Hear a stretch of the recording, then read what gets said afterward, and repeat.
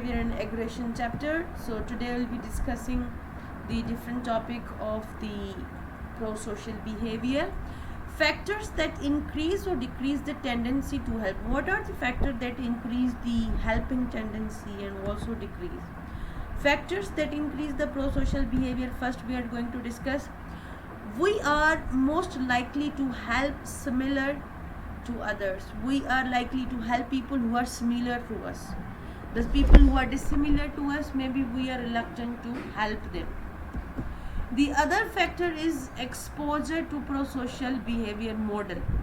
Sometimes we have experienced that situation in the past, so we have been exposed to that thing, so we are also ready to help them.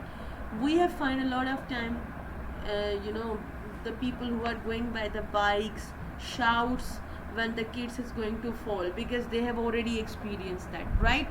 Sometimes we see, sometimes in electronic media or sometimes live, so we provide support because we have been exposed to that. Playing pro-social games. There are a lot of games which compels you to help other, that also increase your tendency to help someone else. Feelings that reduce our focus on ourselves. We are nothing. This is the biggest concept. Once we have that feelings that we are nothing, and we find that supporting is everything, so we started to help others. Like Idi Saab used to think that I am nothing in front of Allah, so my work is to just serve the humanity. And this is also one of the things that sometimes once we are being find with something greatest one, so we try to help others more. So I give the example in next slide. Social class. Do people who have less give more? The people who are poor, research said the people who have less give more. So social class also affect. So this is one of the experiment called the experiment of the awe. Its effect of the pro-social behavior. The experiment was conducted. A lot of people were being staying in this natural environment condition, and a lot of people were staying by this huge building. So what they did, they throw a lot of paints on the road by the standards. The people who were in this real-time situation, they started to feel they are nothing, so they pick pains more and support more. The people who were in front of this building, they were looking into the building and it was ordinary building, so they show very less pro-social behavior in this experiment, which is also mentioned in your book, so you can go through. The other one is poor rich effect. Are poorer people actually more helpful than those who are the richer? Actually, low social economic status create the high compassion for others, so greater tendency for the help.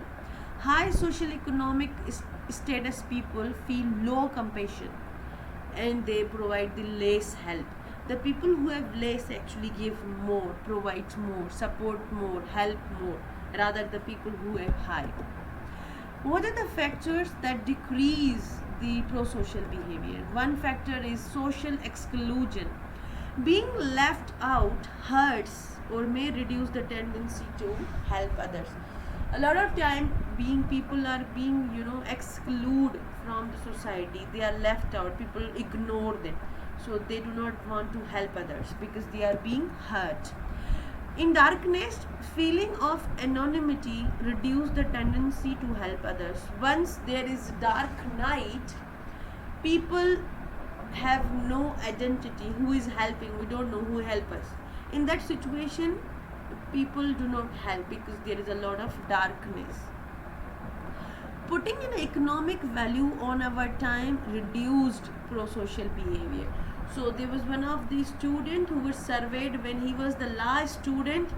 So he said, I would support more. So he used to give his more time to the volunteer work. When law student passed from his university and become the professional lawyer, so he used to give less time to the pro-social behaviors. Once we have the economic value to our time, so we may reduce our social behavior.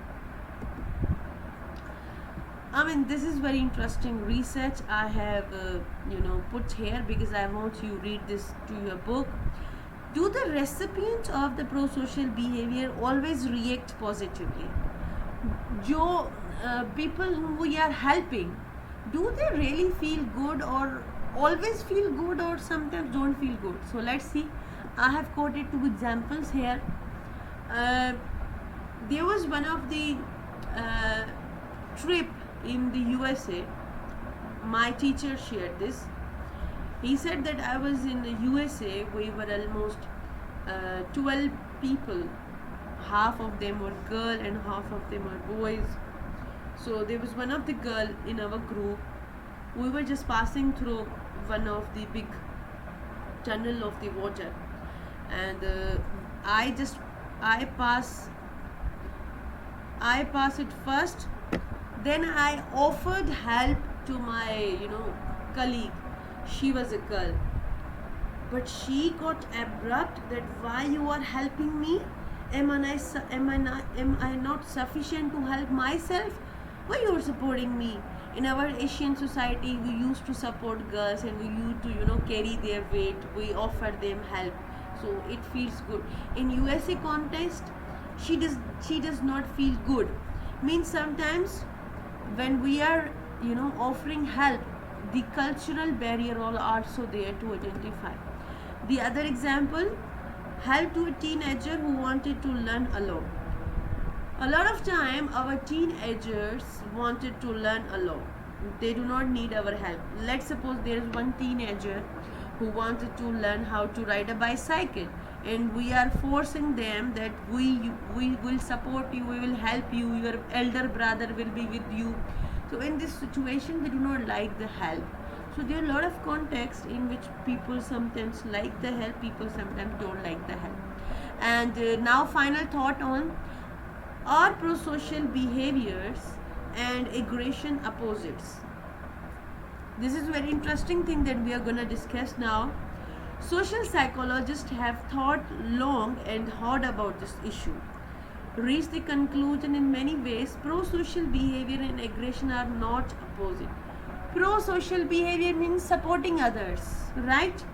And aggression means hurting others, right? So research says and social psychologist says they are not opposite. If I ask you, are they opposite, you would say yes. The psychology say they are not opposite. How? Let me explain.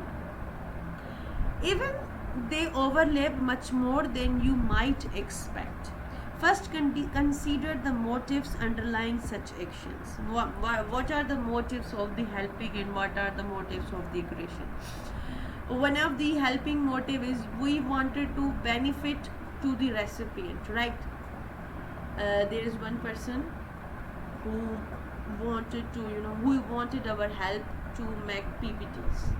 Let's suppose PowerPoint. He cannot make PowerPoint. We are helping him to make the PowerPoint. So we are giving him benefit, right? So let's think in this situation, the motive is to benefit him.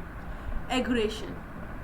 Think about a coach whose player, he is a footballer and the coach is very aggressive on that, and he's shouting over that and he's giving him punishment. The motive is to benefit him. The motive is to benefit the recipient as he could improve in that. So in this situation also the motives of helping and hurting, sometimes motive is similar in overlapping. That's why they cannot be opposite, right? So I have given one sort of little definition here. Consider the effect. Now we are going to talk about the effect of aggression and pro-social behavior.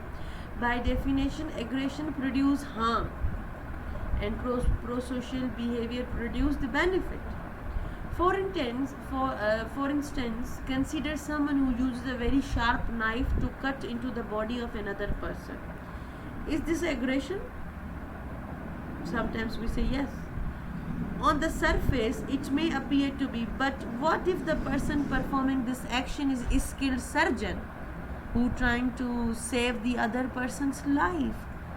So the effect may be different. So aggression and helping motives overlap. So these are not opposite to each other. So these are somehow the discussion question that you need to discuss. Illustrate how the presence of social model increases our tendency to help others in emergency. How the social economic status of the person and pro-social behavior related to each other. What are the negative reactions that may be produced by the pro-social behavior? How do expressions of the gratitude increase the pro-social behavior in its recipient? So till now we are going to end this video. The next topic would be discussed in the next video. So thank you.